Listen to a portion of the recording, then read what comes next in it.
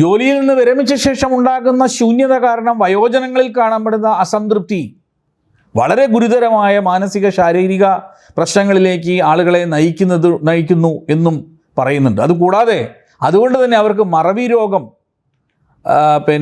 മുന്നോട്ട് വരുന്നു എന്നതിനെക്കുറിച്ചൊരു റിപ്പോർട്ട് കഴിഞ്ഞ ദിവസം ഒരു പത്രത്തിൽ റിപ്പോർട്ട് ചെയ്തതായിട്ട് ഞാൻ കണ്ടു. അസംതൃപ്തി ഉദയം ചെയ്യുന്നത് ഈ പറഞ്ഞ പോലെ യുവാക്കളിൽ മാത്രമല്ല, മധ്യവയസ്കരിൽ മാത്രമല്ല, വയോജനങ്ങളിൽ മാത്രമല്ല, എല്ലാ ആളുകളിലേക്കും ഈ പ്രശ്നം കടന്നു വരുന്നു എന്നുള്ളതാണ് ഇന്നത്തെ നമ്മുടെ തലമുറ നേരിടുന്ന ഏറ്റവും വലിയ വെല്ലുവിളി. സമൂഹത്തിൻ്റെ നാനാതരങ്ങളിൽ ഇപ്പോൾ ഇന്ന് ഞാൻ സംസാരിക്കുന്ന സമയത്ത് പറയായിരുന്നു, ഇതിന് ഈ മയക്കുമരുന്നിന് വർണ്ണമില്ല, ജാതിയില്ല, അസ്പൃശ്യതയില്ല, തൊട്ടുകൂടായ്മയില്ല, തീണ്ടിക്കൂടായ്മയില്ല, ജാതിയില്ല, മതമില്ല, എല്ലാത്തിലും ഉപരിയായിട്ടാണ്. അങ്ങനെ എല്ലാ ആളുകളിലേക്കും ഇത് പടർന്ന് പന്തലിക്കുന്നുവെങ്കിൽ അതിനുള്ള സാഹചര്യം ഉണ്ടാകുന്നു, അത് വേറെ കാര്യം. പക്ഷേ എന്തുകൊണ്ട് അതിനെ റിസപ്റ്റീവ് ആകുന്ന ഒരു ജനതയുണ്ടാകുന്നു? യുവജനങ്ങളിൽ വർദ്ധിച്ചു വരുന്ന അസംതൃപ്തിയുടെ കാര്യമെടുക്കുമ്പോൾ അവിടെ പ്രധാന വില്ലനായി രംഗപ്രവേശം ചെയ്യുന്നത് സോഷ്യൽ മീഡിയയുടെ ഉപയോഗമാണെന്ന് നമുക്ക് കാണാൻ സാധിക്കും. അവിടെ രണ്ട് രീതിയിലാണ് സോഷ്യൽ മീഡിയ നാം അറിയാതെ നമ്മിൽ അസംതൃപ്തി വിത്തുപാകുന്നത്. ഒന്ന്, താൽക്കാലികമായ തൃപ്തി അഥവാ ഇൻസ്റ്റാൻറ്റ് ഗ്രാറ്റിഫിക്കേഷൻ നൽകുന്നതിലൂടെ നമുക്ക് ഒരു അസംതൃപ്തി പതുക്കെ രൂപപ്പെടും. രണ്ട്, മറ്റുള്ളവരുമായി തന്നെ താരതമ്യപ്പെടുത്താനുള്ള കമ്പാരിസൺ കൾച്ചർ സൃഷ്ടിക്കുന്നതിലൂടെ ഇതേ പ്രശ്നം ഉണ്ടാവാം. അപ്പോൾ താൽക്കാലികമായ തൃപ്തി അഥവാ ഇൻസ്റ്റാൻറ്റ് ഗ്രാറ്റിഫിക്കേഷൻ സോഷ്യൽ മീഡിയ അതേപോലെ തന്നെ മറ്റ് തലങ്ങളിലൊക്കെ നമുക്ക് പതുക്കെ കിട്ടും, ചെറിയ 1-2 സംതൃപ്തി കിട്ടും. എന്നാൽ അത് മതിയാകാതെ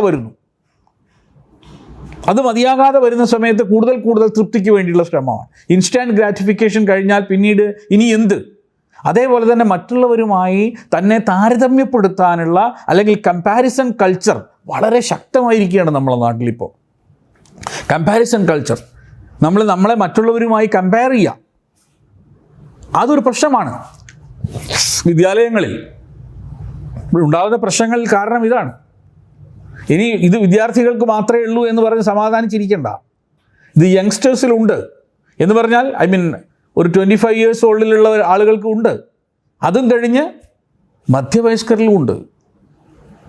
നമ്മുടെ രുചി അനുസരിച്ചുള്ള ദൃശ്യ ആവിഷ്കാരങ്ങൾ നാം ആവശ്യപ്പെട്ടും അല്ലാതെയും നമ്മുടെ ഡിസ്പ്ലേ സ്ക്രീനാകുന്ന തളികയിൽ വിളമ്പിത്തന്ന് നമ്മെ സോഷ്യൽ മീഡിയയിലും സിനിമയിലൂടെയൊക്കെ തൃപ്തിപ്പെടുത്തുമ്പോൾ നമ്മൾ അറിയാതെ പോകുന്നത് ഇത് ഭാവിയിൽ തൻ്റെ ദീർഘകാല സംതൃപ്തി എന്ന് പറയുന്ന ലോങ് ടേം ഫുൾഫിൽമെൻറ്റിനെ പ്രതികൂലമായി ബാധിക്കും എന്നതാണ്. അത് ശ്രദ്ധിക്കേണ്ട ഒരു കാര്യം. ഭാവിയിൽ തൻ്റെ ദീർഘകാല സംതൃപ്തി എന്നൊന്നുണ്ട്, അത് സോഷ്യൽ മീഡിയയിൽ നമുക്ക് കിട്ടില്ല. സോഷ്യൽ മീഡിയ അവിടെയാണ് പ്രധാനമായ വില്ലനായി മാറുന്നത്. അതില്ല എന്നൊന്നും പറഞ്ഞിട്ട് കാര്യമില്ല, അതുണ്ട്. Brought you by Kerala AIDS control society. HIV AIDS സംബന്ധമായ സംശയങ്ങൾക്ക് 1097 എന്ന 24 മണിക്കൂറും പ്രവർത്തിക്കുന്ന ടോൾ ഫ്രീ നമ്പറിലേക്ക് വിളിക്കുക.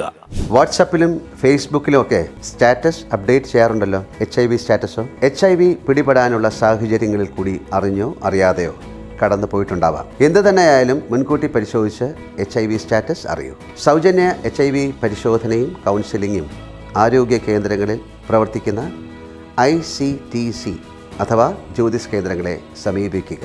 നിങ്ങളുടെ സ്റ്റാറ്റസ് എന്തായാലും വിവരങ്ങൾ രഹസ്യമായി സൂക്ഷിക്കുന്നതായിരിക്കും.